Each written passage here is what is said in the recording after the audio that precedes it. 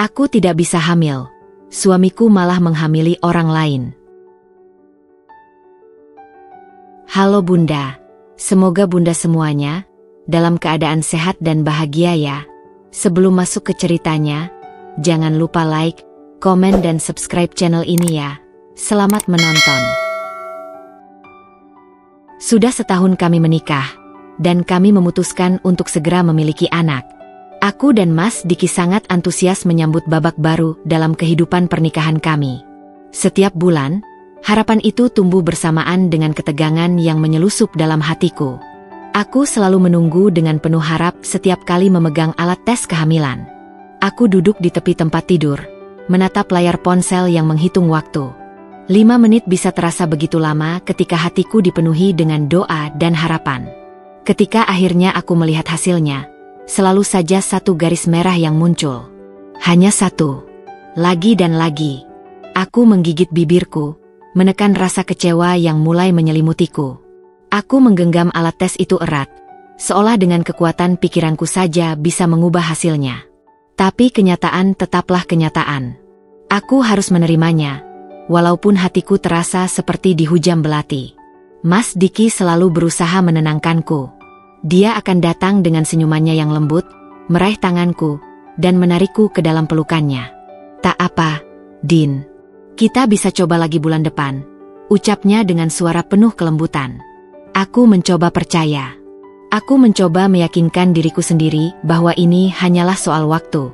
Tapi, semakin bulan berganti, semakin besar pula kegelisahanku. Aku mulai bertanya-tanya, apakah ada yang salah denganku?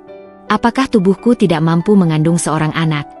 Pikiran-pikiran itu terus menghantuiku, merayapi setiap sudut hatiku hingga membuatku semakin gelisah. Aku mulai rajin membaca artikel tentang kesuburan, mencari tahu tentang makanan yang bisa meningkatkan peluang hamil, mengubah pola hidupku, dan bahkan mencoba berbagai ramuan tradisional yang direkomendasikan oleh ibu dan beberapa tetangga.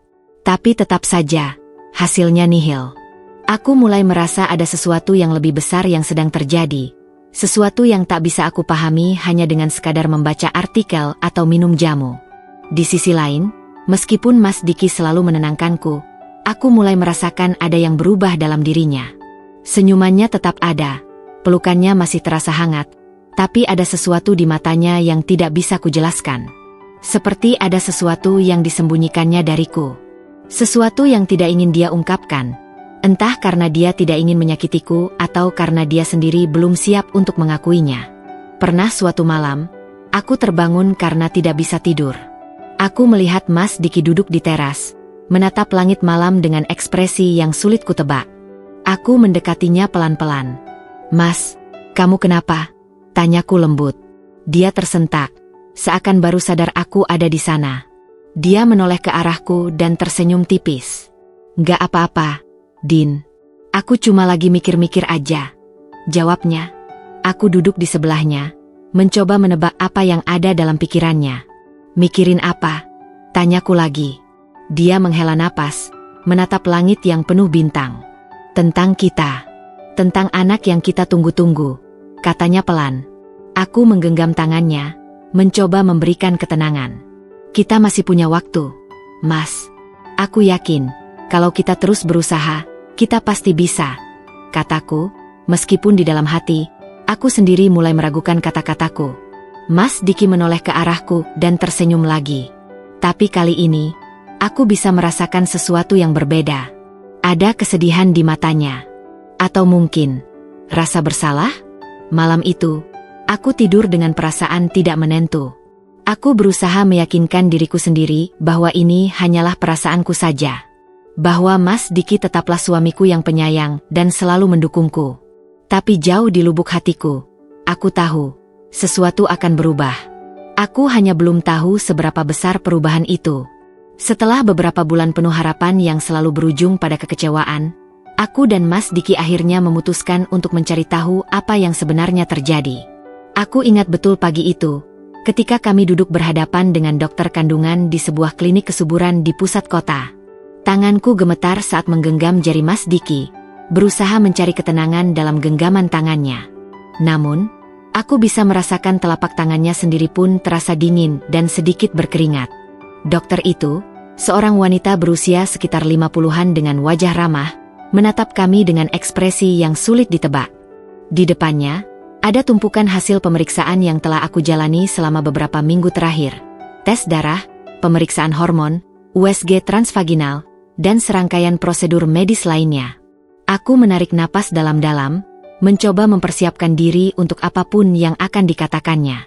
Ibu Dinda, suara dokter itu terdengar tenang, namun tetap tegas. Dari hasil pemeriksaan yang kami lakukan, kami menemukan bahwa ada beberapa faktor yang bisa mempengaruhi kesuburan Anda. Aku menelan ludah. Rasanya dadaku mulai sesak. Apa maksudnya, Dok? Suaraku bergetar. Dokter itu menggeser salah satu lembar hasil tes ke hadapanku, dan menunjuk beberapa angka yang aku sendiri tidak terlalu mengerti. Anda mengalami gangguan ovulasi. Ini menyebabkan sel telur Anda tidak berkembang secara optimal, sehingga peluang untuk terjadi pembuahan menjadi sangat kecil, jelasnya dengan sabar. Aku terdiam. Kata-kata itu menghantamku dengan keras, tapi aku masih mencoba mencernanya. Aku melirik ke arah Mas Diki, mencari reaksi darinya. Dia tetap duduk di sampingku, namun wajahnya terlihat tegang. Aku bisa melihat otot-otot di rahangnya mengeras. Jadi, saya tidak bisa hamil? Tanyaku pelan, takut mendengar jawabannya. Dokter itu tersenyum tipis, seakan berusaha untuk membuat situasi ini tidak terlalu menakutkan. Bukan tidak bisa, Bu Dinda. Tapi kemungkinan untuk hamil secara alami sangat kecil. Kita masih bisa mencoba beberapa metode lain, seperti terapi hormon atau program bayi tabung, tergantung dari keputusan Anda dan suami. Mataku mulai memanas. Aku menunduk, menggigit bibirku untuk menahan tangis yang mulai menggenang di pelupuk mata. Aku merasa seperti dihukum oleh takdir. Sejak kecil, aku selalu membayangkan akan memiliki keluarga yang lengkap. Aku ingin menjadi seorang ibu, ingin merasakan bagaimana rasanya mengandung, melahirkan, dan membesarkan anak dengan kasih sayang. Tapi sekarang, harapan itu terasa seperti angan-angan kosong yang perlahan menghilang dari genggamanku. Mas Diki masih diam. Dia tidak mengucapkan sepatah kata pun sejak dokter mulai menjelaskan. Aku menoleh ke arahnya, mencari sesuatu dalam ekspresi wajahnya. Entah itu dukungan, kepercayaan, atau sekadar tanda bahwa dia tetap bersamaku dalam situasi ini. Namun, yang kutemukan hanyalah tatapan kosong yang sulit diartikan. Aku mencoba menguatkan diri. Lalu, apa yang harus kami lakukan sekarang, Dok? Tanyaku akhirnya. Dokter itu mengangguk pelan. Saya menyarankan untuk berkonsultasi lebih lanjut dengan spesialis fertilitas. Kita bisa mencoba beberapa langkah, mulai dari terapi hormon hingga inseminasi buatan. Tapi tentu saja, keputusan sepenuhnya ada di tangan Anda dan suami. Aku mengangguk lemah. Baik, Dok. Percakapan kami berakhir tak lama setelah itu. Saat kami keluar dari ruangan dokter, aku merasa dunia di sekelilingku tiba-tiba menjadi jauh lebih sunyi. Suara orang-orang yang berlalu lalang di lorong rumah sakit terdengar sayup-sayup di telingaku, seperti gema yang jauh dan tidak nyata. Aku hanya bisa berjalan mengikuti langkah Mas Diki tanpa berkata apa-apa. Begitu kami sampai di parkiran, Mas Diki tiba-tiba menghentikan langkahnya. Dia menarik napas panjang, lalu berbalik menghadapku. Wajahnya masih sulit dibaca, tapi ada sesuatu dalam sorot matanya yang membuat hatiku semakin nyeri. Dinda, suaranya pelan, nyaris berbisik. Kamu nggak apa-apa? Aku mengerjapkan mata, berusaha menahan air mata yang hampir tumpah. Aku nggak tahu, Mas, jawabku jujur. Aku merasa, aku gagal. Aku gagal jadi istri. Aku nggak bisa ngasih kamu anak. Aku mengira dia akan segera menyangkalnya, mengatakan bahwa aku tidak boleh berpikir seperti itu. Tapi yang kudapatkan hanyalah keheningan. Dia hanya menatapku, lalu mengalihkan pandangannya ke tempat lain. Seakan dia tidak tahu harus berkata apa, atau lebih buruk lagi, seakan ada sesuatu yang sedang dia pikirkan, tapi tidak ingin dia ucapkan. Hatiku semakin berat. Mas, aku mencoba menggapai tangannya, tapi dia menariknya perlahan. Kita pikirin lagi nanti, ya? Katanya akhirnya, sebelum membuka pintu mobil dan masuk ke dalamnya tanpa menunggu jawabanku. Aku berdiri di sana untuk beberapa saat, menatapnya dengan perasaan campur aduk. Aku ingin percaya bahwa dia hanya butuh waktu untuk mencerna semua ini. Aku ingin percaya bahwa dia masih suami yang selalu mendukungku. Tapi untuk pertama kalinya sejak kami menikah, aku merasa ada tembok yang mulai tumbuh di antara kami. Aku masuk ke dalam mobil dengan perasaan kosong. Sepanjang perjalanan pulang, tidak ada satu kata pun yang keluar dari mulut kami. Yang terdengar hanya suara mesin mobil yang menderu pelan, menyelimuti keheningan yang semakin menyesakan. Aku menoleh ke arah Mas Diki, mencoba mencari jawaban dalam ekspresi wajahnya. Tapi dia tetap fokus ke jalan, tanpa sekalipun menatapku. Aku mulai menyadari sesuatu yang membuatku semakin takut. Bukan hanya aku yang hancur karena diagnosis ini, tapi mungkin pernikahan kami juga akan ikut hancur bersamanya. Sejak hari itu, ada sesuatu yang berubah dalam rumah tangga kami. Perubahan yang awalnya begitu halus, begitu samar, hingga hampir tak kusadari. Tapi lama-kelamaan, semakin hari semakin jelas bahwa ada jarak yang terbentuk di antara kami. Mas Diki mulai sering pulang larut malam. Awalnya, aku mencoba memahami. Aku tahu pekerjaannya sebagai manajer proyek di sebuah perusahaan konstruksi seringkali menuntutnya untuk bekerja lembur. Aku berusaha meyakinkan diri bahwa semua ini hanyalah kebetulan, bahwa mungkin dia hanya sedang berusaha mengalihkan pikirannya dari masalah yang kami hadapi. Tapi semakin hari, semakin banyak hal yang terasa janggal. Sebelumnya, meski lelah, Mas Diki selalu meluangkan waktu untuk sekadar berbincang denganku sebelum tidur. Kami akan berbaring berdampingan, saling bercerita tentang hari masing-masing, meski terkadang hanya hal-hal sepele. Tapi kini, dia lebih sering langsung merebahkan diri dan membelakangiku, seolah tak ingin diganggu. Jika dulu dia selalu menggenggam tanganku sebelum tidur, kini dia lebih memilih sibuk dengan ponselnya, mengetik sesuatu yang tak pernah kutahu kepada siapa. Aku mencoba mengabaikan semua firasat buruk itu. Aku ingin percaya bahwa ini hanyalah fase, bahwa mungkin Mas Diki hanya butuh waktu untuk menerima kenyataan bahwa kami tidak bisa memiliki anak secara alami. Tapi seiring berjalannya waktu, semakin sulit bagiku untuk tetap berpura-pura bahwa semuanya baik-baik saja. Puncaknya adalah ketika suatu malam, Mas Diki tidak pulang tanpa kabar. Aku menunggu di ruang tamu dengan hati yang gelisah, menatap jam dinding yang semakin lama semakin mendekati pukul 2 dini hari. Berulang kali aku mencoba meneleponnya, tapi panggilanku tak pernah dijawab. Pesanku hanya centang 2 tanpa balasan. Aku duduk di sofa dengan tangan gemetar. Pikiranku dipenuhi berbagai kemungkinan buruk. Ketika akhirnya kudengar suara pintu terbuka, aku langsung berdiri dan berlari ke arahnya. "Mas, dari mana saja?" "Aku khawatir," tanyaku. Suaraku penuh dengan emosi yang tertahan sejak berjam-jam lalu. Mas Diki tampak kaget melihatku masih terjaga. Dia diam sejenak, sebelum akhirnya melepaskan napas panjang. "Dinda, ini sudah malam. Kita bicara besok saja, ya?" katanya sambil melewati aku begitu saja, seolah aku tak lebih dari bayangan di dalam rumah ini. Aku tidak bisa menerimanya begitu saja. Aku meraih lengannya, memaksanya menatapku. "Mas, ini sudah kesekian kalinya kamu pulang larut tanpa kabar. Ada apa, sih?" tanyaku, mencoba menjaga suaraku tetap tenang meski di dalam hatiku aku ingin berteriak. Dia menatapku dengan ekspresi lelah. "Aku sibuk, Din. Banyak kerjaan." Aku menggeleng, tidak puas dengan jawabannya. "Kalau kerjaan yang bikin kamu pulang jam segini, kenapa kamu nggak kasih tahu aku? Kenapa kamu nggak jawab teleponku?" Mas Diki mengusap wajahnya, seolah tak ingin memperpanjang pembicaraan ini. "Ya Allah, Dinda, kenapa sih kamu selalu membesar-besarkan hal kecil?" katanya akhirnya, suaranya terdengar kesal. Aku terdiam. Hal kecil? Bagaimana mungkin dia menyebut ini hal kecil, sementara aku di rumah menunggunya dengan hati penuh kecemasan? Aku menelan rasa sakit yang mulai menyebar di dadaku. "Jadi, sekarang aku yang berlebihan, ya?" tanyaku lirih. Mas Diki hanya menghela napas lagi, lalu berjalan ke kamar tanpa menjawab.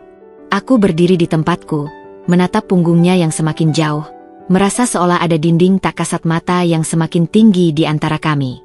Malam itu, aku menangis dalam diam. Aku ingin percaya bahwa ini hanyalah fase buruk dalam pernikahan kami, bahwa ini hanya sementara. Tapi jauh di lubuk hatiku, Aku tahu ada sesuatu yang lebih dari sekadar kelelahan kerja. Aku tahu, aku hanya belum siap untuk menghadapinya. Hari-hari berikutnya tidak menjadi lebih baik.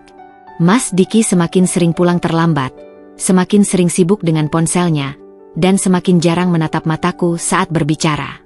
Jika dulu dia akan selalu memelukku setiap kali kami berpapasan di rumah, kini dia hanya lewat begitu saja, seolah aku adalah bagian dari furnitur yang tak perlu diperhatikan.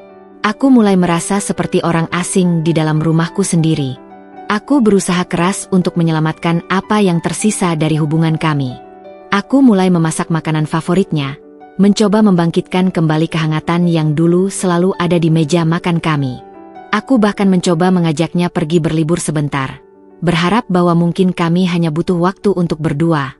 Tapi setiap usaha yang kulakukan hanya berakhir dengan kekecewaan.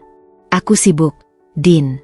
Lain kali saja, jawabnya setiap kali aku mengajaknya bicara tentang rencana kecil yang kubuat. Dan akhirnya, aku mulai berhenti berusaha. Malam itu, aku duduk sendirian di ruang tamu, memandangi ponselku yang tergeletak di meja. Mas Diki belum pulang, seperti biasa. Aku menggigit bibirku, menahan keinginan untuk kembali meneleponnya. Aku tahu, dia tidak akan mengangkatnya. Aku menghela napas panjang dan akhirnya meraih ponsel itu, bukan untuk meneleponnya, tapi untuk membuka media sosialnya. Aku jarang melakukannya, karena selama ini aku selalu percaya kepadanya. Tapi malam ini, ada sesuatu dalam diriku yang memaksa tanganku untuk bergerak. Aku membuka daftar pertemanannya, lalu menggulir layar, mencari sesuatu yang entah apa. Sampai mataku menangkap satu nama yang tak familiar. Rani. Aku membuka profilnya. Seorang wanita muda, dengan wajah cantik dan senyum yang manis. Aku tidak mengenalnya, tapi ada sesuatu dalam hatiku yang berbisik bahwa nama ini akan menjadi bagian dari hidupku, entah dalam bentuk apa. Dan firasatku ternyata benar. Saat aku kembali ke layar utama ponsel, tiba-tiba sebuah notifikasi masuk. Satu pesan baru dari nomor tak dikenal. Dengan jantung berdebar, aku membuka pesan itu. Aku hamil. Mas, gimana? Tanganku gemetar. Aku memandang pesan itu dengan mata membelalak, seakan berharap bahwa aku hanya salah lihat, bahwa ini hanya ilusi yang diciptakan oleh pikiranku yang lelah. Tapi tidak, itu nyata.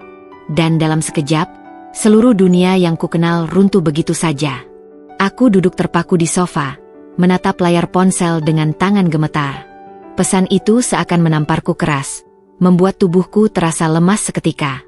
Aku membaca ulang kata-kata itu, berharap bahwa aku hanya salah lihat. Tapi tidak. Aku hamil, Mas. Gimana? Jantungku berdetak begitu keras hingga aku bisa mendengarnya di telingaku sendiri. Aku menelan ludah, mencoba menenangkan diri, tapi rasanya mustahil. Pikiranku berputar liar, menghubungkan semua potongan teka-teki yang selama ini berusaha kuabaikan. Perubahan sikap Mas Diki, pulangnya yang semakin malam, tatapan kosongnya, semua itu ternyata bukan sekadar tekanan pekerjaan atau stres karena masalah kami. Dia telah mengkhianatiku. Aku tidak bisa tinggal diam. Tidak malam ini. Tidak setelah semua pengorbananku, semua usaha yang kulakukan untuk mempertahankan pernikahan ini. Dengan tangan masih gemetar, aku berdiri dan berjalan ke kamar, di mana Mas Diki sudah tertidur pulas. Aku menatap wajahnya dalam kegelapan, perasaan sakit dan marah bercampur menjadi satu. Aku mengulurkan tangan dan mengguncang tubuhnya dengan kasar. Mas, bangun. Suaraku bergetar, bukan karena takut, tapi karena kemarahan yang nyaris meledak. Mas Diki mengerang pelan sebelum akhirnya membuka matanya. Dia mengerjap beberapa kali, terlihat bingung. Dinda? Kenapa? Tanyanya dengan suara serak. Aku tidak bisa lagi menahan emosiku. Dengan tangan gemetar, aku melemparkan ponselku ke dadanya. Baca ini, kataku tajam. Dia mengernyit, lalu mengambil ponsel itu dan melihat layar yang masih menampilkan pesan tersebut. Aku memperhatikan wajahnya dengan saksama, mencari reaksi apapun. Dan di sanalah aku melihatnya, ketakutan, sekilas saja, tapi cukup untuk memastikan kecurigaanku. Dinda, aku bisa jelasin, katanya akhirnya, suaranya lebih pelan dari biasanya. Aku tertawa pahit. Jelaskan apa, Mas? Jelaskan bagaimana seorang suami yang katanya mencintai istrinya justru menghamili wanita lain. Dia mengusap wajahnya dengan kasar, menghela napas panjang seolah sedang mencari kata-kata yang tepat. Tapi aku tidak memberinya kesempatan. Siapa dia? Mas? Siapa Rani? Tanyaku tajam, mencoba menahan air mata yang menggenang. Mas Diki menunduk, menghindari tatapanku.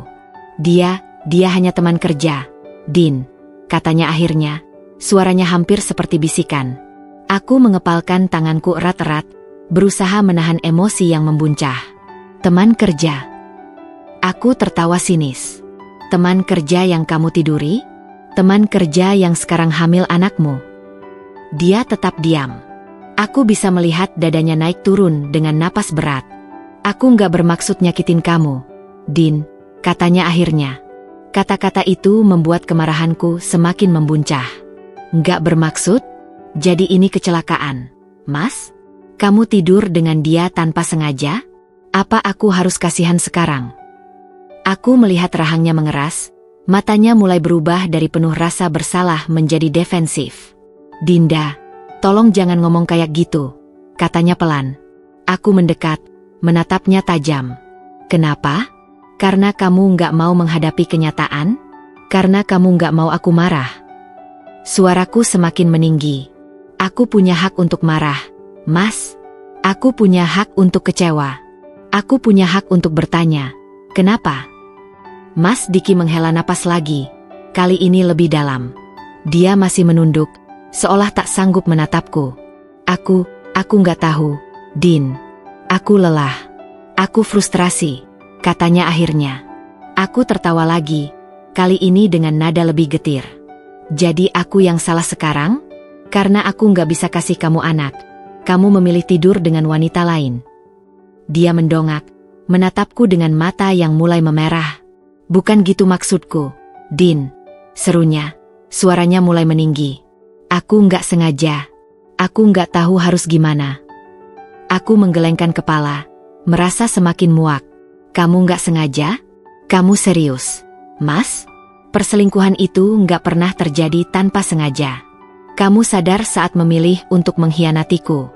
Kamu sadar saat memutuskan untuk menyentuh wanita lain. Kamu sadar saat menghancurkan pernikahan kita. Dia terdiam, hanya menatapku dengan tatapan kosong. Aku menarik napas dalam-dalam, mencoba menenangkan diriku meski dada ini terasa begitu sesak. Kamu tahu betapa sakitnya aku, Mas? Suaraku melemah.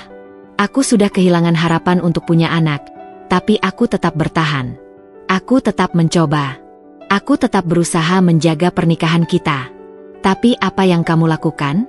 Kamu malah mencari kebahagiaan di tempat lain. Air mata akhirnya jatuh dari mataku, meskipun aku mencoba menahannya. Aku tidak ingin menangis di depannya. Aku tidak ingin terlihat lemah. Mas Diki menunduk lagi, tidak bisa berkata apa-apa. Aku mengusap air mataku dan mengambil napas dalam. Aku nggak bisa, Mas, kataku akhirnya. Aku nggak bisa hidup dengan laki-laki yang mengkhianati aku. Aku nggak bisa hidup dengan laki-laki yang memilih wanita lain saat aku sedang berjuang mempertahankan pernikahan ini. Dia mengangkat wajahnya, matanya membelalak. Dinda, jangan gitu. Kita bisa cari jalan keluar, katanya buru-buru. Aku menggeleng, merasa perih di dalam hatiku. Jalan keluar apa, Mas? Aku memaafkanmu dan pura-pura tidak tahu bahwa kamu punya anak dari wanita lain. Aku menghela napas. Aku nggak bisa. Aku nggak sekuat itu. Aku berbalik, melangkah menuju lemari untuk mengambil koper. Aku tidak bisa berada di sini lebih lama lagi. Aku harus pergi sebelum rasa sakit ini semakin dalam. Dinda, tolong. Suara Mas Diki bergetar. Aku bisa mendengar langkahnya mendekat, tapi aku tidak ingin menoleh. Aku membuka lemari, menarik beberapa pakaian dan memasukkannya ke dalam koper dengan gerakan cepat. Air mataku jatuh satu persatu, tapi aku tetap berusaha terlihat kuat. Dinda, jangan pergi. Suaranya melemah, penuh kepanikan. Aku berhenti sejenak, menarik napas panjang, lalu menoleh ke arahnya. Aku harus pergi, Mas, karena kalau aku tetap di sini, aku akan semakin hancur. Mas Diki terdiam. Aku bisa melihat kesedihan di matanya, tapi aku tidak peduli lagi. Dia sudah membuat pilihannya, dan sekarang aku membuat pilihanku. Aku menutup koper, menariknya ke pintu, dan tanpa menoleh lagi, aku pergi dari rumah itu. Rumah yang pernah menjadi tempat paling nyaman, tapi kini hanya menjadi saksi bisu dari hati yang hancur. Aku berjalan keluar dari rumah dengan langkah gontai, koper kecil tergenggam di tanganku. Udara malam menusuk kulit, tapi rasa sakit di hatiku jauh lebih tajam. Aku ingin percaya bahwa ini semua hanyalah mimpi buruk, bahwa aku akan segera terbangun dan mendapati semuanya baik-baik saja. Tapi tidak, ini adalah kenyataan yang harus kuterima. Di dalam rumah, Mas Diki tidak mengejarku. Aku tahu dia hanya berdiri di ambang pintu, mungkin terpaku, mungkin tidak tahu harus berbuat apa. Tapi apakah aku peduli? Tidak. Untuk pertama kalinya dalam pernikahan kami, aku tidak ingin berjuang untuk sesuatu yang sudah hancur. Aku memesan taksi online, dan dalam beberapa menit, mobil datang. Aku masuk ke dalamnya, menghela napas panjang, mencoba menahan air mata yang sejak tadi menggenang. Tujuanku hanya satu, rumah Rina, sahabatku sejak kuliah. Aku tahu dia satu-satunya yang bisa menampungku malam ini. Setibanya di rumah Rina, dia langsung membukakan pintu dengan wajah khawatir. Ya Allah, Dinda, ada apa? Kenapa mukamu pucat banget? Tanyanya cemas. Aku tidak langsung menjawab. Begitu melihat wajahnya, pertahananku runtuh. Aku jatuh ke dalam pelukannya dan menangis sejadi-jadinya. Mas Diki, dia selingkuh. Rin, dia menghamili wanita lain. Suaraku bergetar, terasa seperti pisau yang menorehkan luka di dadaku setiap kali aku mengucapkannya. Rina membelai punggungku lembut, mencoba menenangkanku. Ya Allah, Dinda, aku nggak nyangka. Bisiknya. Dia membawaku masuk ke dalam rumah, mendudukanku di sofa, dan memberiku segelas air putih. Aku menceritakan semuanya. Bagaimana sikap Mas Diki yang berubah, bagaimana aku menemukan pesan dari wanita itu, dan bagaimana akhirnya aku memilih pergi. Rina mendengarkan dengan penuh perhatian, sesekali menggelengkan kepala dengan wajah geram. Aku tahu perasaanmu pasti hancur, Din. Tapi kamu sudah melakukan hal yang benar dengan pergi. Kamu nggak bisa terus tinggal dengan laki-laki kayak dia, kata Rina tegas. Aku mengusap wajahku yang basah oleh air mata. Tapi, Rin, aku masih nggak percaya. Mas Diki yang aku kenal bukan orang seperti itu. Aku selalu berpikir kalau kami adalah tim, kalau kami bisa melewati semua ini bersama. Suaraku melemah. Rina menghela napas panjang. Kadang, orang yang paling kita percaya justru yang paling menyakitkan kita, katanya pelan. Aku menatap kosong ke arah cangkir teh di hadapanku. Semua ini masih terasa seperti mimpi buruk. Aku masih mengingat saat pertama kali aku dan Mas Diki berjanji untuk membangun keluarga bersama. Kami saling mendukung dalam suka dan duka. Tapi sekarang, semua janji itu telah dikhianati. Aku harus tahu semuanya. Aku harus tahu seberapa dalam pengkhianatan ini. Keesokan paginya, aku bangun dengan kepala berat dan mata sembab. Aku masih berada di rumah Rina, dan untuk pertama kalinya dalam setahun, aku tidak terbangun di samping Mas Diki. Rasanya aneh, tapi juga sedikit melegakan. Aku mengambil ponsel dan melihat beberapa panggilan tak terjawab dari Mas Diki. Pesan-pesan darinya juga memenuhi layar. Dinda, maafin aku. Tolong angkat teleponku, aku bisa jelasin.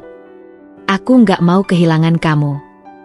Aku menatap pesan-pesan itu dengan perasaan campur aduk.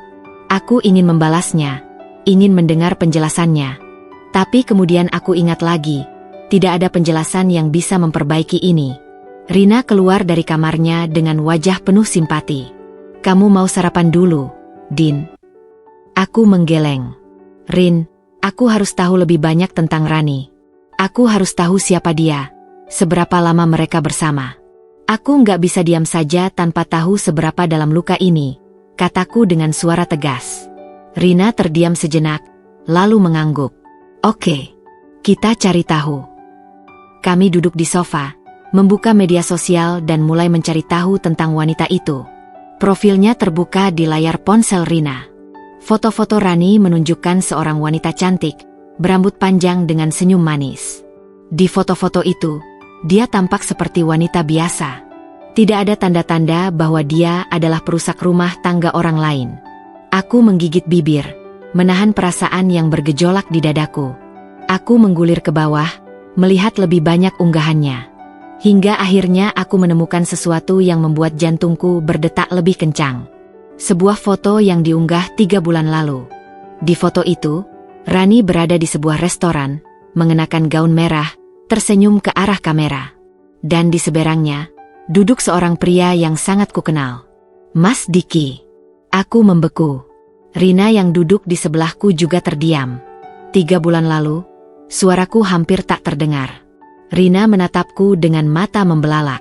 Din, ini berarti mereka sudah lama bersama. Bisiknya. Aku merasa mual. Jadi, sementara aku di rumah menunggunya, mencoba menyelamatkan pernikahan kami, Mas Diki justru menghabiskan waktu dengan wanita lain? Aku menutup mata, mencoba mengatur napas. Kemarahan mulai membakar dadaku. Aku tidak bisa hanya diam dan menerima ini begitu saja. Aku harus menghadapinya lagi. Aku harus mendapatkan kebenaran dari mulutnya sendiri.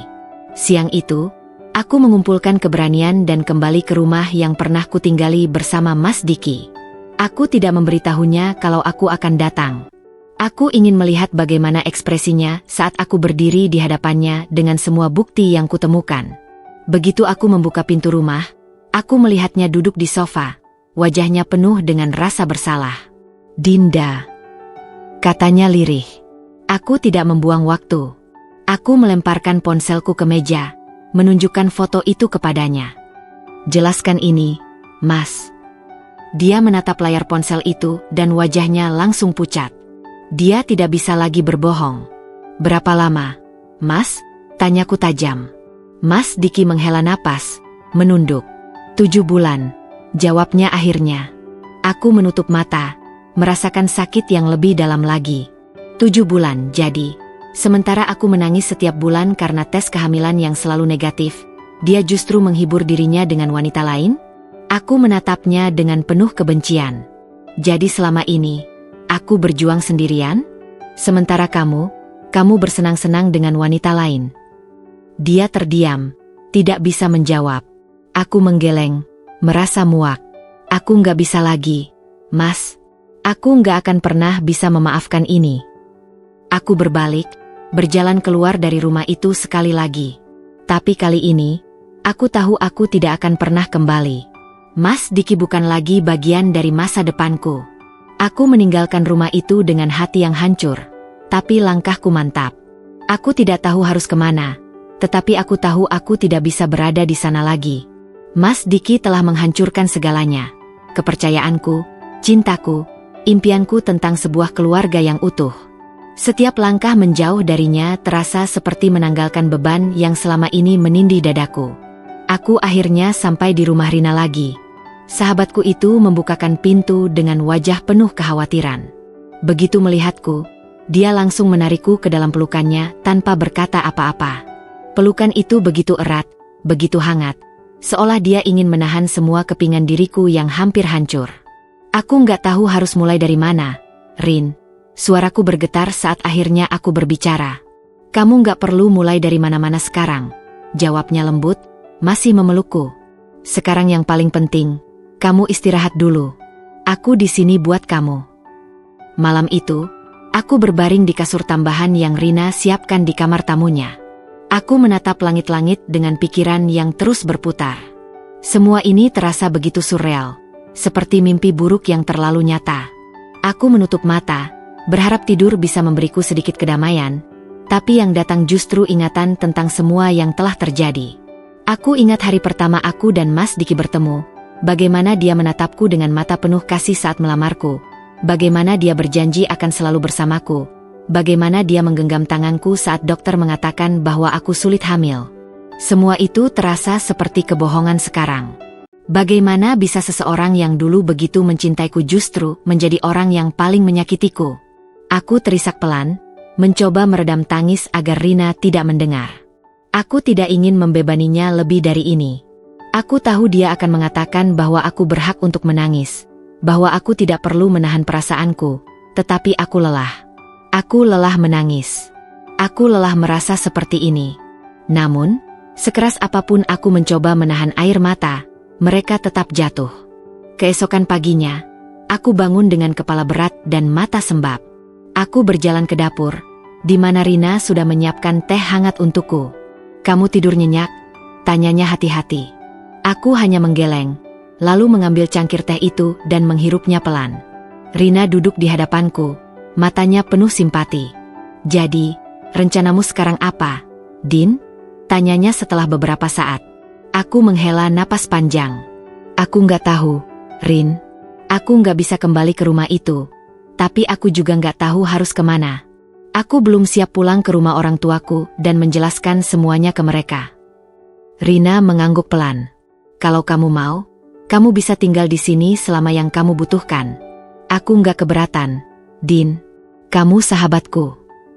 Aku menatapnya dengan mata berkaca-kaca. "Aku nggak mau merepotkan kamu, Rin. Kamu nggak merepotkan aku. Kamu butuh tempat untuk memulihkan diri, dan aku ingin kamu tahu kalau kamu nggak sendirian." Aku tersenyum kecil, untuk pertama kalinya sejak semalam. "Terima kasih, Rin.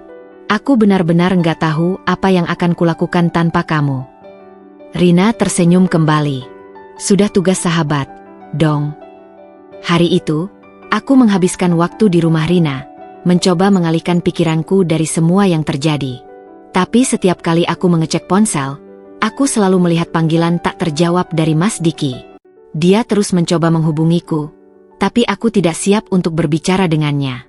Di malam hari, saat aku duduk di balkon rumah Rina, menatap langit gelap, pikiranku kembali dipenuhi pertanyaan. Apa yang akan terjadi setelah ini? Apakah aku bisa benar-benar melanjutkan hidup tanpa Mas Diki? Mampukah aku membangun kembali hidupku dari nol? Aku tahu jawabannya tidak akan datang dalam semalam. Aku tahu luka ini tidak akan sembuh dalam hitungan hari atau minggu. Tapi aku juga tahu bahwa untuk pertama kalinya dalam waktu yang lama, aku memiliki kebebasan untuk memilih jalanku sendiri. Dan itu adalah langkah pertama menuju kesembuhan. Beberapa hari setelah aku meninggalkan rumah, aku masih berusaha menyatukan kepingan-kepingan hatiku yang hancur. Rina tetap menjadi satu-satunya tempatku berlindung, memberiku ruang untuk menangis, marah, dan merenung. Namun, meskipun aku sudah berusaha untuk tidak memikirkan Mas Diki, ada satu hal yang terus menghantuiku. Bagaimana kehidupannya sekarang? Apakah dia menyesal? Apakah dia bahagia dengan pilihannya? Aku mencoba tidak peduli, tetapi luka ini masih segar. Aku butuh waktu untuk benar-benar menghapusnya dari pikiranku. Suatu pagi, aku sedang duduk di meja makan bersama Rina saat dia menatapku dengan ekspresi ragu. "Din, aku harus kasih tahu sesuatu," katanya sambil meletakkan ponselnya di meja. Aku menegakkan punggung, jantungku berdebar. "Apa?" Rina menatapku dengan hati-hati, seolah takut reaksiku akan meledak. "Aku baru dengar kabar dari teman kantorku. Rani kabur. Dia ninggalin Mas Diki begitu saja." Aku terpaku. Kata-kata itu menggantung di udara, terasa asing namun pada saat yang sama, seperti sesuatu yang sudah kuduga. "Kabur?" ulangku, memastikan aku tidak salah dengar. Rina mengangguk. "Iya," katanya. "Dia pergi tanpa bilang apa-apa. Mas Diki panik dan nyariin dia kemana-mana, tapi nggak ada yang tahu dia kemana." Aku terdiam, mencerna informasi itu. Ada bagian dalam diriku yang ingin tertawa sinis, tapi ada juga bagian lain yang masih terluka, yang masih mencoba menerima kenyataan bahwa suamiku telah mengkhianatiku untuk wanita yang bahkan tidak benar-benar mencintainya. "Jadi, sekarang dia ditinggal sendirian?" tanyaku akhirnya. "Iya," jawab Rina, nada suaranya penuh kehati-hatian. "Dan lebih buruk lagi, katanya Rani juga bawa kabur sebagian uang Mas Diki. Jadi, bukan cuma hatinya yang hancur, tapi juga dompetnya." Aku tersentak mendengar bagian terakhir itu. Aku tidak menyangka karma akan datang secepat ini. Wanita yang selama ini dia pilih dibandingkan aku, wanita yang katanya lebih baik dariku, justru pergi meninggalkannya setelah menghancurkan rumah tanggaku. Aku ingin merasa puas, ingin mengatakan bahwa dia pantas mendapatkan ini. Tapi nyatanya, Yang kurasakan hanyalah kehampaan. Ini bukan kemenangan bagiku. Aku tidak ingin melihat orang lain menderita, bahkan jika orang itu telah menyakitiku. Aku menghela napas panjang. Jadi, dia benar-benar kehilangan segalanya sekarang. Rina mengangguk lagi. Kelihatannya begitu. Dia nggak cuma kehilangan kamu, tapi juga kehilangan wanita yang dia pilih dan sebagian uangnya. Dan yang paling parah, dia kehilangan harga dirinya. Aku menyandarkan tubuhku ke kursi, menatap langit-langit dengan pikiran berkecamuk. Aku mencoba membayangkan bagaimana perasaan Mas Diki sekarang. Apakah dia menyesal? Apakah dia baru sadar bahwa dia telah menghancurkan pernikahannya demi sesuatu yang tidak berharga? Kalau dia mencoba menghubungi aku lagi, aku nggak akan jawab, kataku akhirnya. Rina tersenyum kecil. Bagus. Kamu nggak perlu peduli lagi. Biarkan dia menghadapi karmanya sendiri. Namun, hidup selalu punya cara untuk menguji keteguhan hati seseorang. Malam itu, aku terbangun karena suara ponselku bergetar di atas nakas.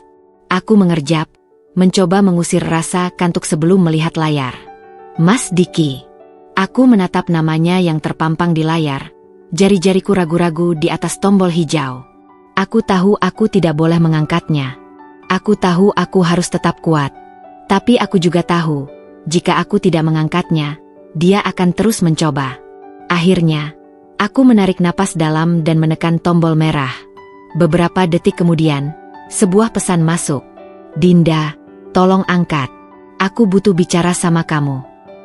Aku menggigit bibir, menahan gelombang emosi yang kembali muncul. Aku mematikan ponselku dan membenamkan diri ke dalam selimut, berharap mimpi bisa membawaku ke tempat yang lebih damai. Namun, jauh di lubuk hatiku, aku tahu ini belum selesai. Mas Diki tidak akan menyerah begitu saja. Dan aku harus siap menghadapi apapun yang akan datang. Keputusan itu akhirnya kuambil. Setelah malam-malam panjang yang kuhabiskan dalam gelap, memikirkan apa yang tersisa dari pernikahanku, aku menyadari bahwa aku tidak bisa lagi bertahan dalam hubungan yang telah dihancurkan oleh pengkhianatan. Pagi itu, aku duduk di ruang tamu rumah Rina dengan secangkir teh yang sudah mendingin di tanganku. Mataku menatap kosong keluar jendela, tetapi pikiranku penuh dengan ingatan tentang semua yang telah terjadi. Aku teringat bagaimana Mas Diki dulu menggenggam tanganku dengan penuh kasih saat kami berjanji untuk saling mencintai seumur hidup. Aku teringat senyumannya yang dulu membuatku merasa seperti wanita paling beruntung di dunia. Tapi sekarang, semua itu hanya kenangan pahit yang terasa jauh dan hampa. Rina duduk di sebelahku, menatapku dengan penuh perhatian. Jadi, kamu yakin mau melakukannya? Aku menarik napas panjang, mencoba menenangkan gejolak di dalam dadaku. Iya, Rin. Aku harus melakukannya. Aku nggak bisa terus hidup dalam kebohongan ini. Aku nggak bisa terus membiarkan diriku tersakiti. Rina mengangguk pelan, lalu meraih tanganku. Aku bangga sama kamu, Din. Ini nggak mudah, tapi kamu berani mengambil langkah ini. Aku tersenyum tipis, meski hati masih terasa berat. Aku nggak tahu apakah ini keberanian atau hanya keputusasaan, Rin. Aku hanya tahu kalau aku nggak bisa bertahan lebih lama lagi.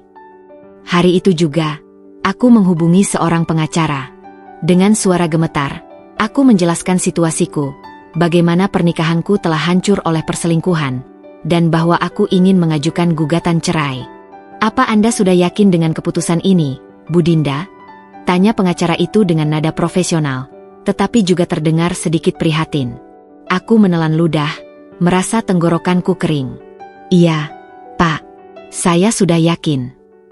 Pengacara itu menjelaskan proses yang akan kujalani, berkas-berkas yang harus disiapkan, persidangan yang mungkin harus kuhadiri, dan kemungkinan reaksi dari pihak Mas Diki. Aku mendengarkan dengan saksama, mencatat setiap detail, meskipun di dalam hati aku masih bergulat dengan emosi yang berkecamuk. Setelah menutup telepon, aku menghela napas panjang. Aku sudah mengambil langkah pertama. Tidak ada jalan untuk kembali. Tentu saja, Mas Diki tidak menerima keputusan ini dengan mudah. Begitu surat gugatan cerai sampai ke tangannya, dia langsung menghubungiku berkali-kali. Aku mengabaikan panggilannya, tetapi dia tidak menyerah.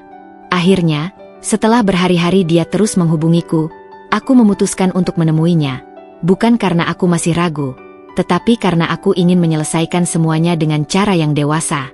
Kami bertemu di sebuah kafe kecil, tempat yang dulu sering kami kunjungi saat masih pacaran. Kali ini, suasananya terasa dingin dan canggung. Aku duduk dengan punggung tegak, berusaha menunjukkan bahwa aku sudah mantap dengan keputusanku. Mas Diki datang dengan wajah lelah. Matanya cekung, rambutnya tampak sedikit berantakan. Aku tidak tahu apakah itu karena stres atau karena dia benar-benar menyesali semuanya. "Dinda, tolong jangan lakukan ini," katanya pelan, suaranya penuh dengan permohonan. Aku menatapnya dengan tenang. "Mas, aku sudah berpikir panjang. Aku nggak bisa terus hidup dengan seseorang yang sudah menghancurkan kepercayaanku." Dia mengusap wajahnya, tampak frustasi. "Aku tahu aku salah, Din. Aku menyesal. Aku nggak mau kehilangan kamu." Aku menggeleng, merasa mataku mulai memanas, tetapi aku menahan diri. "Mas, kalau kamu benar-benar nggak mau kehilangan aku, kamu nggak akan mengkhianati aku sejak awal." Dia terdiam. Untuk pertama kalinya, dia tidak punya jawaban. Aku menghela napas, mencoba mengendalikan emosiku. "Mas Diki, aku mencintaimu. Aku mencintaimu dengan seluruh hatiku, dan aku bahkan rela bertahan meskipun aku tahu aku sulit punya anak. Tapi kamu memilih wanita lain. Kamu memilih untuk meninggalkan aku, meskipun aku ada di sampingmu sepanjang waktu." Dia menundukkan kepala, tampak seperti seseorang yang baru menyadari kebodohannya sendiri. Tapi aku tidak bisa lagi peduli. Aku sudah terlalu lelah. "Aku nggak bisa memaafkanmu, Mas," lanjutku dengan suara bergetar. "Dan aku nggak bisa hidup dalam kebohongan ini lagi. Aku harus pergi." Aku berdiri, mengambil tas dan bersiap untuk meninggalkan kafe itu. "Dinda." Suaranya bergetar, penuh dengan keputusasaan. "Aku mencintaimu." Aku berhenti sejenak, lalu menatapnya dengan senyum pahit. "Kalau kamu benar-benar mencintaiku, Mas, kamu nggak akan pernah menyakitiku." Dengan langkah mantap, aku berjalan keluar, meninggalkan pria yang dulu kucintai lebih dari apapun. Dan untuk pertama kalinya dalam waktu yang lama, aku merasa bebas. Mengajukan gugatan cerai adalah satu hal. Menghadapinya adalah hal lain yang jauh lebih sulit. Aku pikir setelah aku mengajukan permohonan cerai, segalanya akan berjalan dengan cepat, bahwa aku hanya perlu menandatangani beberapa dokumen, menghadiri sidang, dan akhirnya bisa melanjutkan hidup. Tapi kenyataannya jauh lebih rumit dari yang kubayangkan. Mas Diki menolak bercerai. Tidak peduli betapa jelasnya bahwa pernikahan kami sudah tidak bisa dipertahankan, dia tetap berkeras bahwa kami masih bisa mencoba. "Dinda, kita bisa mulai dari awal lagi," katanya saat kami bertemu di pengadilan untuk pertama kalinya. Matanya memohon, tetapi aku tidak bisa lagi membiarkan diriku luluh. Aku menghela napas panjang. "Mas, sudah terlambat. Aku nggak bisa hidup dengan seseorang yang sudah mengkhianatiku. Aku sudah memutuskan." Dia menggeleng, ekspresinya penuh keputusasaan. "Aku tahu aku salah, Din. Tapi aku janji, aku akan berubah. Aku akan menebus semuanya." Aku menatapnya lama, mencari sesuatu di dalam dirinya yang bisa meyakinkanku bahwa dia benar-benar menyesal. Tapi yang kutemukan hanyalah ketakutan. Takut kehilangan aku, takut menghadapi konsekuensi dari tindakannya sendiri. Dia bukan menyesal karena menyakitiku. Dia menyesal karena kehilangan kenyamanannya. Proses perceraian kami menjadi semakin rumit karena sikap Mas Diki yang menolak untuk bekerja sama. Alih-alih menandatangani dokumen dengan mudah, dia terus mencoba menunda-nunda. Setiap kali ada sidang, dia selalu mencoba membujukku untuk berubah pikiran. "Apa kamu benar-benar nggak mau mencoba lagi, Din?" tanyanya suatu hari saat kami keluar dari ruang sidang. Aku menatapnya, kali ini dengan lelah, bukan marah. "Mas, aku sudah mencoba. Aku mencoba setiap hari sejak kita menikah. Aku mencoba setiap kali aku melihat hasil tes kehamilan yang negatif. Aku mencoba setiap kali aku merasa bersalah karena nggak bisa memberi keturunan. Aku mencoba setiap kali aku merasakan ada yang berubah dalam hubungan kita. Dan bahkan setelah aku tahu kamu mengkhianatiku, aku masih mencoba. Tapi aku nggak bisa lagi. Mas, aku capek. Dia terdiam, seolah baru menyadari betapa besar usahaku selama ini. Jangan buat ini lebih sulit dari yang seharusnya. Lanjutku. Kamu sudah menghancurkan aku sekali. Jangan lakukan lagi. Setiap kali aku pergi ke pengadilan, aku merasa sebagian dari diriku semakin pudar. Aku tidak pernah menyangka pernikahanku akan berakhir seperti ini, dengan dokumen-dokumen resmi, pengacara, dan perdebatan tentang siapa yang lebih terluka. Pernikahan seharusnya menjadi tentang cinta, tapi perceraian hanyalah tentang formalitas dan pemisahan. Ada saat-saat di mana aku merasa ragu. Bukan karena aku masih mencintainya. Rasa cinta itu telah berubah menjadi sesuatu yang berbeda, sesuatu yang lebih menyerupai luka yang belum sepenuhnya sembuh. Tapi aku bertanya-tanya, apakah aku akan benar-benar bisa bahagia setelah ini? Namun, setiap kali keraguan itu muncul, aku mengingat kembali malam ketika aku melihat pesan dari Rani di ponsel Mas Diki. Aku mengingat bagaimana seluruh duniaku runtuh dalam sekejap. Dan aku tahu, tidak ada jalan kembali. Aku harus tetap kuat. Bulan demi bulan berlalu. Mas Diki akhirnya mulai menyerah. Mungkin dia menyadari bahwa aku benar-benar tidak akan kembali padanya. Atau mungkin dia lelah berjuang untuk sesuatu yang sudah tidak bisa diselamatkan. Apapun alasannya, akhirnya dia menandatangani dokumen perceraian. Sidang terakhir kami berjalan tanpa banyak drama. Hakim membacakan keputusan, dan dengan satu ketukan palu, pernikahan kami resmi berakhir. Aku duduk diam di kursiku, merasakan campuran emosi yang sulit dijelaskan. Aku tidak menangis, tidak juga merasa lega seperti yang kubayangkan. Aku hanya merasa kosong. Saat kami keluar dari ruang sidang, Mas Diki berdiri di sampingku, menatapku dengan ekspresi yang sulit ditebak. Jadi ini akhirnya, ya? Katanya pelan. Aku mengangguk. Iya. Dia menundukkan kepalanya, seolah ingin mengatakan sesuatu, tetapi ragu. Akhirnya, dia hanya menghela napas panjang. Maaf, Dinda. Aku menatapnya lama. Kata-kata itu datang terlambat, tetapi aku menghargainya. Aku harap kamu belajar dari semua ini, Mas. Dia tersenyum kecil, pahit. Aku juga harap begitu. Dengan itu, kami berjalan ke arah yang berlawanan. Dan untuk pertama kalinya dalam waktu yang lama, aku benar-benar merasa bahwa aku bisa mulai hidupku lagi. Aku pikir setelah perceraian selesai, aku bisa benar-benar menutup bab dalam hidupku yang berisi tentang Mas Diki. Aku ingin percaya bahwa aku bisa berjalan maju tanpa lagi memikirkan dia atau kesalahan yang telah dia buat. Tapi hidup sepertinya belum selesai mengajarkan kami berdua sebuah pelajaran.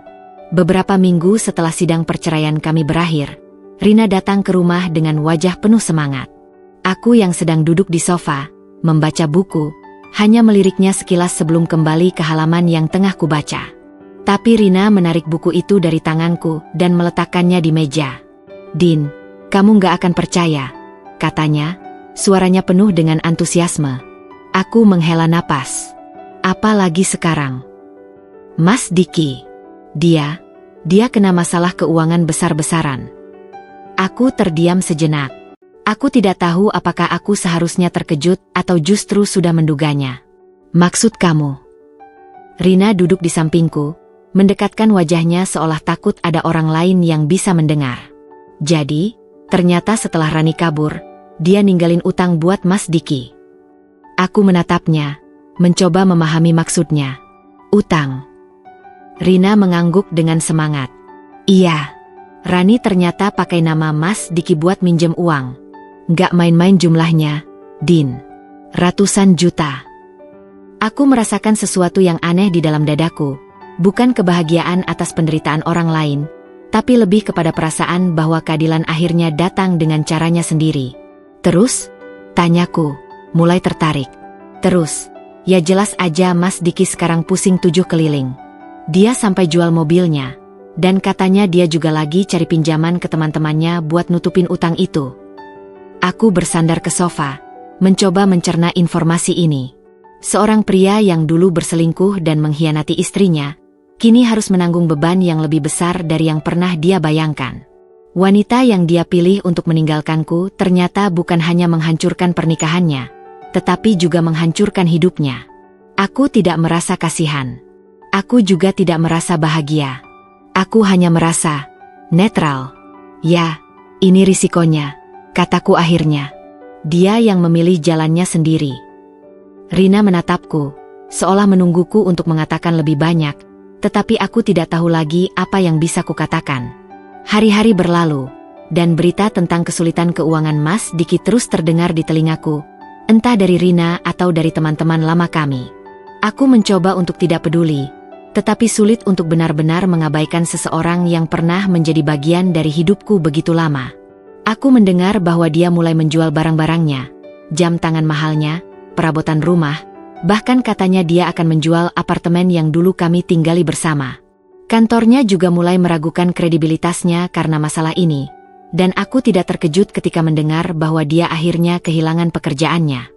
Aku mencoba membayangkan bagaimana hidupnya sekarang. Dulu, dia selalu membanggakan stabilitas finansialnya. Dia selalu berbicara tentang bagaimana dia ingin memberikan kehidupan yang nyaman untukku. Tapi sekarang, semua itu hilang dalam sekejap. Beberapa hari kemudian, Rina kembali datang dengan berita baru. "Din, kamu tahu nggak?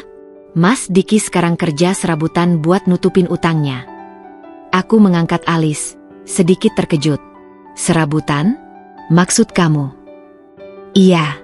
Katanya dia bahkan pernah jadi supir buat beberapa orang kaya di Jakarta.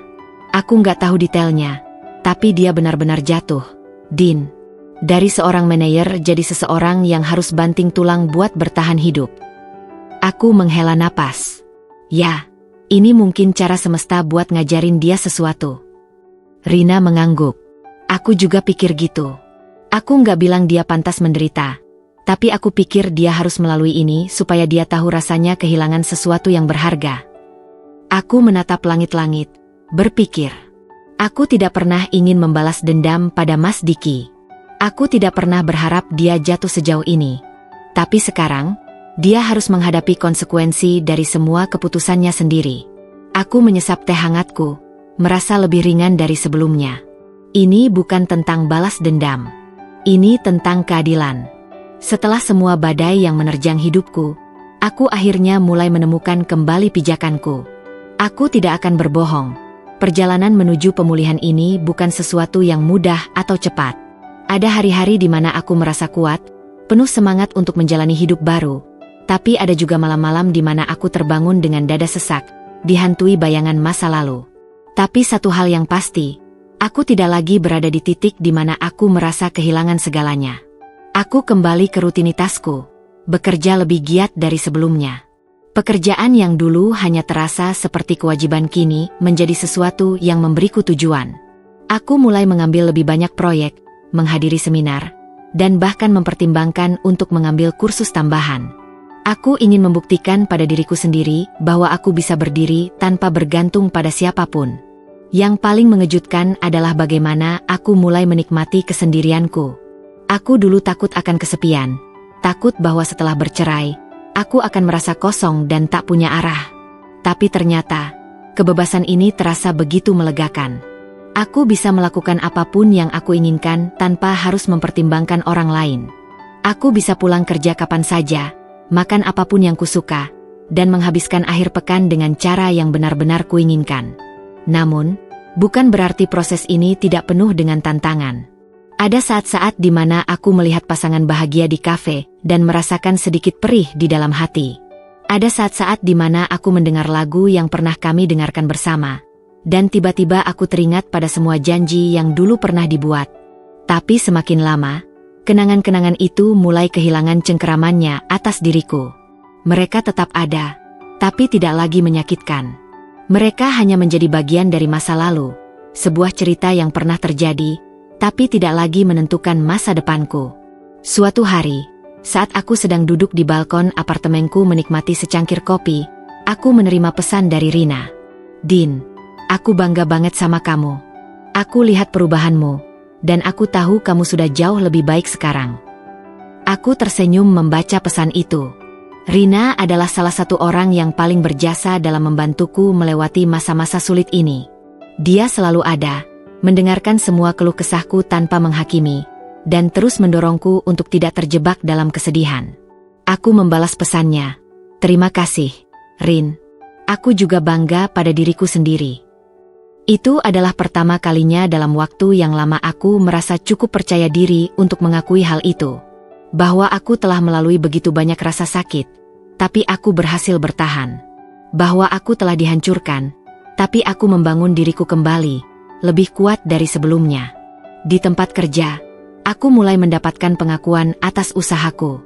Bosku memberiku tanggung jawab yang lebih besar, dan beberapa bulan kemudian, aku bahkan mendapat promosi. Ini adalah sesuatu yang tidak pernah kuduga akan terjadi secepat ini, tapi aku menerimanya dengan penuh syukur. Dengan promosi itu, aku juga mulai memperbaiki hidupku dari segi finansial. Aku menata kembali keuanganku, mulai menabung lebih banyak, dan merencanakan hal-hal yang dulu terasa mustahil bagiku. Aku ingin bepergian, melihat dunia, mencoba hal-hal baru. Perceraian ini bukan akhir. Ini adalah awal dari babak baru dalam hidupku. Aku juga mulai membuka diri terhadap pertemanan baru. Dulu, aku begitu terpaku pada pernikahanku hingga tanpa sadar aku menjauh dari banyak orang. Tapi sekarang, aku mulai terhubung kembali dengan teman-teman lama dan bahkan berkenalan dengan orang-orang baru. Aku belajar bahwa hidup tidak hanya tentang memiliki pasangan, tapi juga tentang membangun hubungan yang bermakna dengan orang-orang di sekitarmu.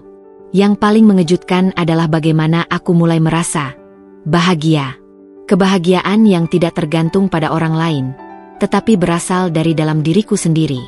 Aku menemukan kebahagiaan dalam hal-hal kecil, membaca buku di sore hari, berjalan-jalan sendirian di taman, mencoba makanan baru, dan sekadar menikmati momen tanpa harus terburu-buru.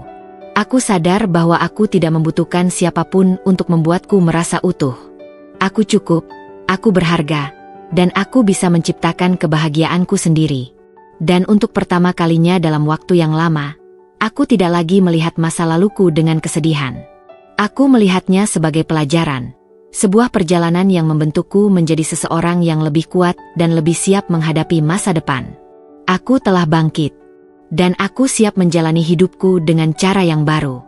Aku sedang duduk di sebuah kafe sore itu, menikmati secangkir teh hijau hangat dan membaca novel yang baru saja kubeli.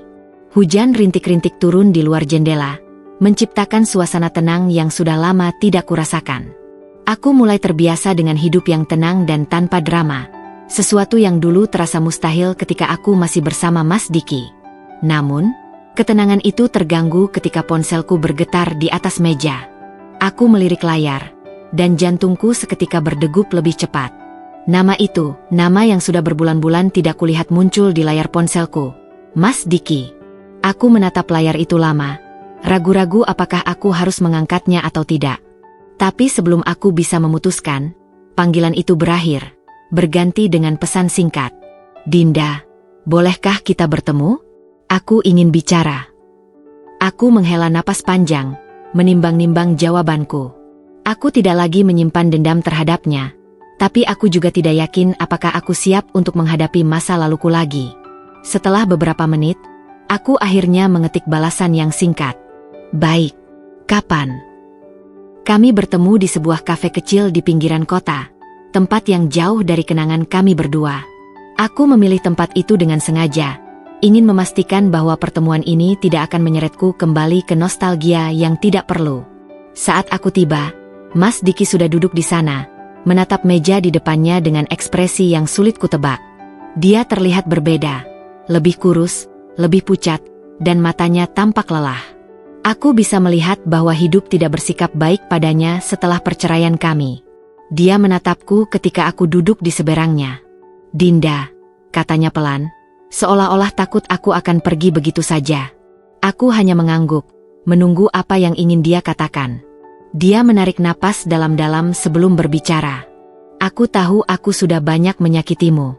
Aku tahu aku adalah penyebab dari semua ini. Tapi aku ingin memperbaiki semuanya. Aku ingin kita mencoba lagi. Aku mengangkat alisku, hampir tidak percaya dengan apa yang baru saja kudengar. Mencoba lagi? Ulangku, suaraku terdengar lebih dingin dari yang kuharapkan. Dia mengangguk. Aku sadar bahwa aku telah membuat kesalahan besar. Aku kehilanganmu, dan aku kehilangan segalanya. Aku ingin memperbaikinya, Dinda. Aku ingin menebus kesalahanku. Aku menatapnya lama, mencoba mencari ketulusan di matanya. Mungkin dia memang benar-benar menyesal. Mungkin dia benar-benar ingin berubah.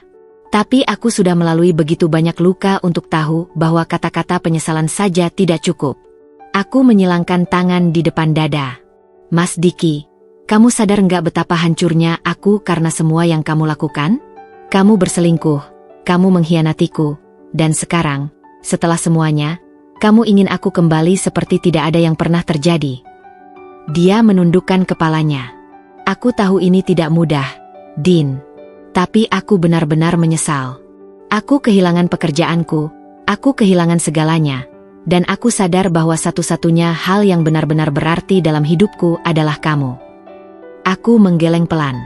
Kalau aku masih di sisimu, apakah kamu akan pernah menyadarinya? Atau kamu hanya sadar karena hidup tidak berjalan seperti yang kamu inginkan? Dia terdiam. Tidak ada jawaban. Aku menghela napas panjang, mencoba menahan emosi yang mulai naik ke permukaan. Mas Diki, aku bukan orang yang sama seperti dulu. Aku sudah belajar untuk hidup tanpamu. Aku sudah belajar untuk bahagia sendiri. Aku sudah melalui terlalu banyak hal untuk kembali ke sesuatu yang pernah menghancurkanku. Dia meraih tanganku di atas meja, tapi aku segera menariknya kembali. Dinda, tolong beri aku kesempatan. Aku janji aku akan memperbaiki semuanya. Aku menatapnya, dan untuk pertama kalinya, aku merasa benar-benar yakin dengan jawabanku. Kesempatan itu sudah kamu buang, Mas. Aku sudah move on. Matanya berkaca-kaca, tapi aku tidak lagi merasa lemah karena itu. Aku tidak lagi merasa bersalah atau ragu-ragu. Aku hanya merasa lega, karena aku tahu bahwa aku telah membuat keputusan yang benar untuk diriku sendiri. Aku berdiri, meraih tasku, dan menatapnya untuk terakhir kalinya. Aku harap kamu belajar dari semua ini, Mas. Aku harap kamu menemukan jalanmu.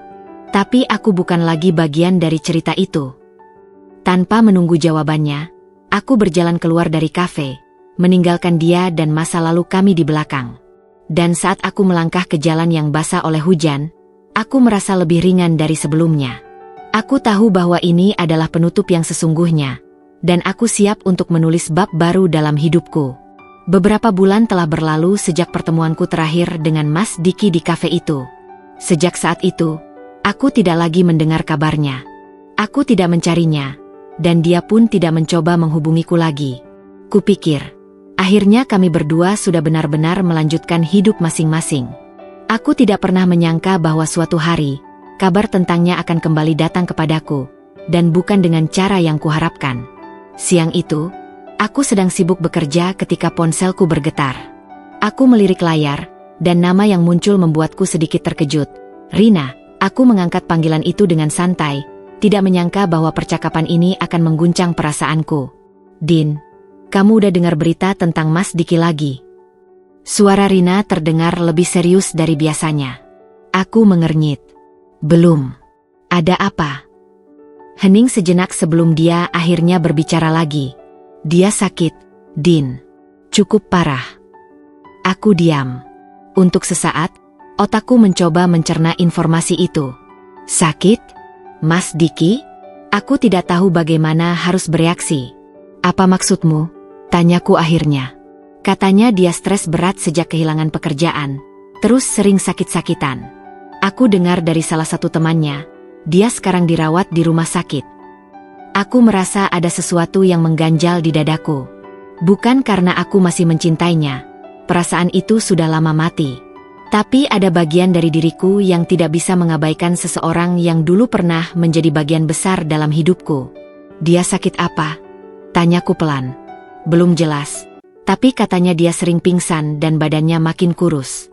Sepertinya ada masalah di lambung dan tekanan darahnya juga turun drastis. Aku terdiam, menatap kosong ke layar komputer di depanku. Aku tidak tahu apa yang harus kulakukan dengan informasi ini. Aku sudah membangun hidup baru. Aku sudah belajar untuk bahagia tanpanya. Tapi tetap saja, berita ini membawa sedikit rasa nyeri yang tidak bisa kujelaskan. Malam harinya, aku duduk di balkon apartemenku, menatap lampu-lampu kota yang berkelap-kelip di kejauhan. Pikiranku masih berkecamuk. Apakah aku seharusnya menjenguknya? Apakah aku masih memiliki kewajiban untuk peduli? Bagaimanapun juga, dia adalah orang yang pernah mengkhianatiku. Dia adalah alasan mengapa aku mengalami begitu banyak luka dan air mata. Tapi di sisi lain, dia juga seseorang yang dulu pernah kucintai. Aku tidak bisa sepenuhnya menutup mata terhadap kenyataan bahwa dia sekarang sedang menderita. Aku menghela napas panjang. Aku tahu, pada akhirnya, aku tidak bisa membiarkan rasa penasaran ini terus menghantuiku. Aku harus melihatnya, bukan karena aku masih menginginkannya dalam hidupku, tetapi karena aku ingin menutup bab ini dengan damai. Keesokan harinya, aku pergi ke rumah sakit tempat Mas Diki dirawat. Aku tidak memberitahu siapapun, bahkan Rina. Aku ingin ini menjadi keputusanku sendiri, tanpa ada pengaruh dari siapapun. Saat aku tiba di rumah sakit, aku merasakan jantungku berdetak lebih cepat. Aku berjalan menyusuri lorong dengan perasaan campur aduk. Ketika aku sampai di depan kamarnya, aku berdiri diam sejenak, menarik napas dalam-dalam sebelum akhirnya mengetuk pintu. Masuk. Suara itu lemah, hampir tidak terdengar. Aku membuka pintu perlahan dan langkahku terhenti begitu melihat sosok yang terbaring di ranjang. Mas Diki terlihat jauh berbeda dari yang terakhir kali kulihat. Wajahnya pucat, matanya cekung, dan tubuhnya terlihat lebih kurus dari sebelumnya. Ada infus di tangannya, dan dia tampak lemah. Aku merasa seperti melihat bayangan seseorang yang dulu kukenal, tetapi kini begitu rapuh. Dia menatapku dengan mata yang melebar karena terkejut. Dinda? Aku mengangguk pelan, melangkah masuk dan menutup pintu di belakangku. Aku dengar kamu sakit, kataku, suaraku datar. Dia mencoba tersenyum, tetapi hasilnya hanya tampak menyedihkan. Kamu masih mau datang menemuiku? Aku duduk di kursi di samping ranjangnya, menatapnya dengan perasaan yang sulit kujelaskan. Aku hanya ingin memastikan kamu baik-baik saja. Dia tertawa kecil, tetapi terdengar pahit. Aku jauh dari kata, baik-baik saja, Din. Aku tidak tahu harus berkata apa. Setelah kehilangan pekerjaanku, semuanya mulai berantakan, lanjutnya. Aku mencoba mencari pekerjaan lain, tapi reputasiku sudah hancur. Aku kehilangan banyak teman, kehilangan segalanya. Aku stres, gak bisa tidur, dan akhirnya tubuhku ikut menyerah. Aku mendengarkan tanpa menyela. Aku tidak merasa kasihan, tapi aku juga tidak merasa puas melihatnya seperti ini. Aku hanya merasa kosong. Dia menatapku dengan sorot mata yang dulu begitu kukenal. Aku menyesal, Din. Aku menyesal karena menghancurkan kita. Aku menyesal karena aku butuh kehilangan segalanya untuk menyadari betapa berharganya kamu. Aku menghela napas. Penyesalan selalu datang terlambat, Mas. Dia mengangguk pelan. Aku tahu. Dan aku nggak berharap kamu memaafkanku atau kembali kepadaku. Aku cuma ingin kamu tahu bahwa aku benar-benar menyesal. Aku menatapnya lama sebelum akhirnya berkata, aku sudah memaafkanmu, Mas. Bukan untuk kamu, tapi untuk diriku sendiri. Dia tampak terkejut. Benarkah? Aku mengangguk. Aku memaafkanmu, tapi itu bukan berarti aku akan kembali ke masa lalu. Aku sudah melanjutkan hidupku. Aku harap kamu juga bisa menemukan jalanmu. Dia terdiam, lalu tersenyum kecil. Terima kasih, Din. Itu lebih dari yang bisa kuharapkan. Aku berdiri, merasa bahwa aku sudah mendapatkan jawaban yang kucari. Jaga dirimu, Mas. Aku berjalan keluar dari kamar itu tanpa menoleh ke belakang. Sudah hampir 1 tahun sejak aku terakhir kali melihat Mas Diki di rumah sakit. Sejak pertemuan itu, aku benar-benar menutup bab yang pernah menyakitiku. Aku tidak lagi mencari tahu tentangnya, tidak lagi membiarkan bayang-bayang masa lalu menguasai pikiranku. Aku telah memaafkannya, tetapi aku tidak akan pernah kembali kepadanya. Sekarang, hidupku terasa lebih ringan.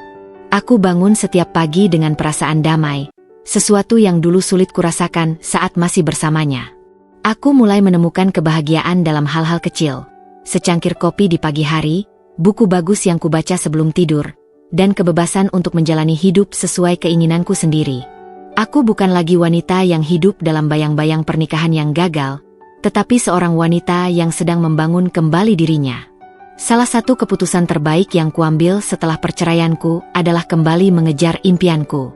Sebelum menikah, aku selalu ingin melanjutkan studi ke jenjang yang lebih tinggi, tetapi rencana itu tertunda karena pernikahan dan fokusku pada keluarga. Setelah perceraian, aku memutuskan untuk tidak lagi menunda apapun yang kusukai. Aku mendaftar untuk program magister di bidang manajemen bisnis, sesuatu yang selalu membuatku tertarik. Awalnya, aku ragu. Aku sempat bertanya-tanya apakah aku bisa menyeimbangkan pekerjaan dan kuliah. Tapi semakin aku menjalani hari-hari itu, semakin aku sadar bahwa aku menikmati setiap prosesnya. Aku bertemu orang-orang baru yang menginspirasiku, orang-orang yang tidak mengenalku sebagai mantan istri Mas Diki, tetapi sebagai Dinda, wanita mandiri yang punya ambisi dan impian. Salah satu momen yang mengubah hidupku adalah saat aku mendapat kesempatan untuk berbicara di sebuah seminar bisnis.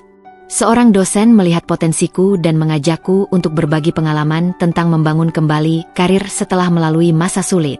Awalnya, aku ragu. Aku tidak pernah menganggap diriku sebagai seseorang yang bisa menginspirasi orang lain. Tapi setelah berdiskusi panjang dengan Rina, sahabatku yang selalu mendukungku, aku akhirnya memberanikan diri untuk menerima tawaran itu.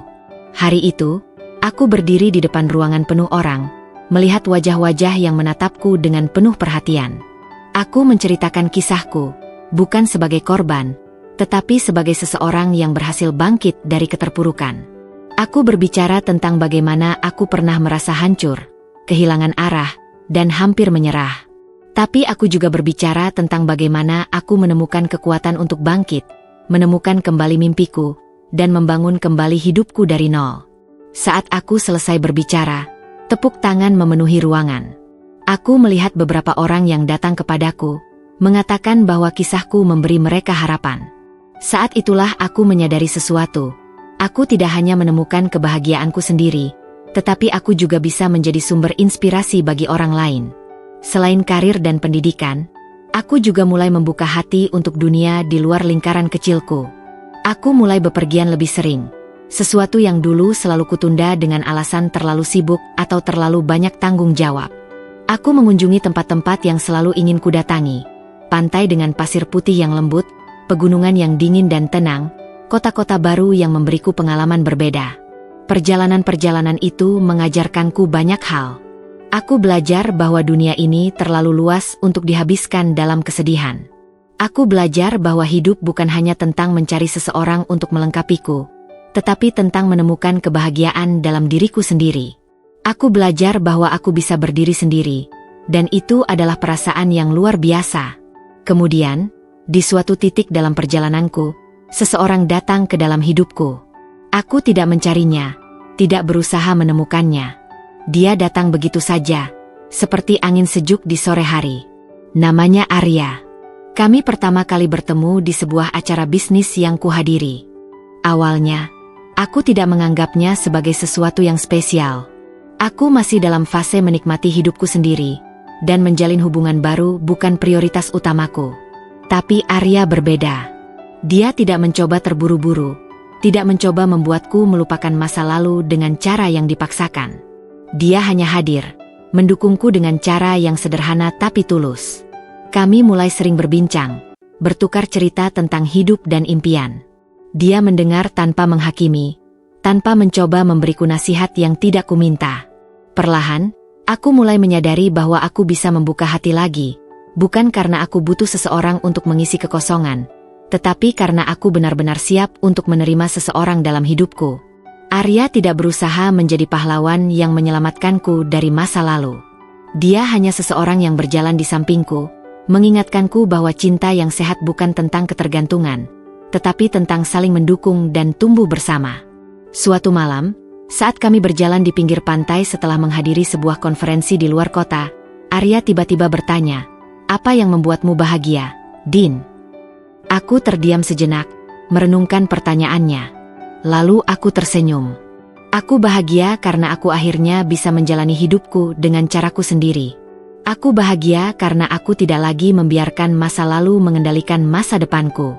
Dan aku bahagia karena aku tahu, aku bisa mencintai tanpa takut kehilangan diriku sendiri.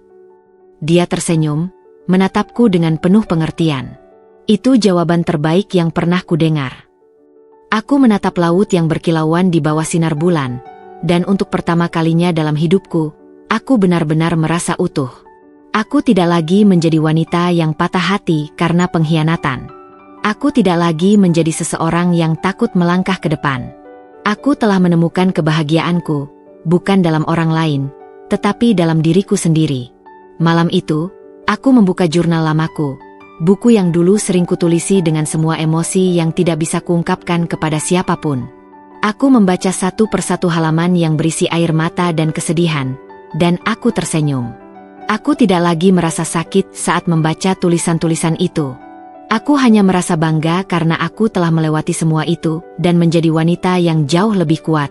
Aku mengambil pulpen dan menulis di halaman terakhir jurnal itu.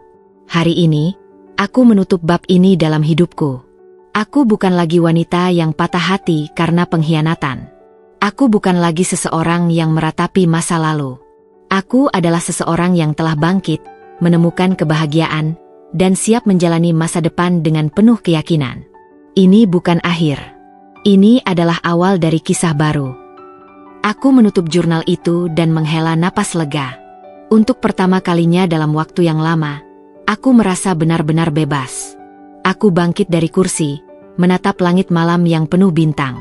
Aku tersenyum. Hidup telah mengajariku banyak hal. Bahwa tidak semua orang yang kita cintai akan setia. Bahwa tidak semua harapan akan menjadi kenyataan. Tapi yang lebih penting, aku belajar bahwa aku tidak butuh orang lain untuk melengkapi hidupku. Aku sudah utuh, dan itu adalah kemenangan terbesarku. Aku berjalan masuk ke dalam apartemen, mematikan lampu, dan berbaring di tempat tidur dengan hati yang damai. Aku tidak tahu apa yang akan terjadi di masa depan, tapi aku tidak takut lagi. Karena aku tahu, apapun yang terjadi, aku akan baik-baik saja.